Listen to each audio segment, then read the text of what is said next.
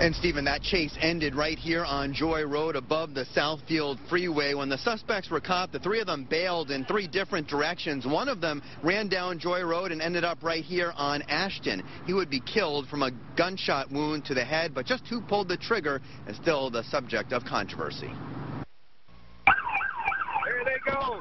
Dramatic video from witness Dave Kosselman after three men bail from a car and take off while being chased by police. The suspects had just robbed the owner of Starters Bar and Grill in the parking lot of the Fairlane Town Center in Dearborn around 9:15 this morning. The victim followed the suspects as they took off in this white Buick, guiding police to catch up with the trio.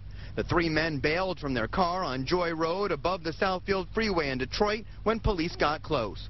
There's the stolen car, slammed into this concrete barrier over here, popped the tires, jumped over this embankment about that far down. One of the suspects ran down to the freeway. You can see an officer chasing after him. He was taken into custody. Another suspect got away. The third ran down Joy Road waving his gun. He was just running and bam, bam, like that, shooting back at him.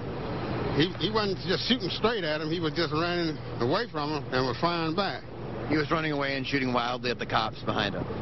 Yeah, he was flying right back towards the cops when they was coming this way. That suspect ended up dead from a gunshot wound to the head about a block away on Ashton. You can see a gun marked as evidence on the street. The very early information is that one of the suspects drew down on the officer with a weapon, pointed it at the officer, then apparently took his own life or harmed himself by firing the gun near or about his head. But at least two witnesses, including Heather Martin, say it was a Dearborn officer who shot the suspect. Heather says she was just pulling out of this BP gas station when the shooting unfolded right in front of her.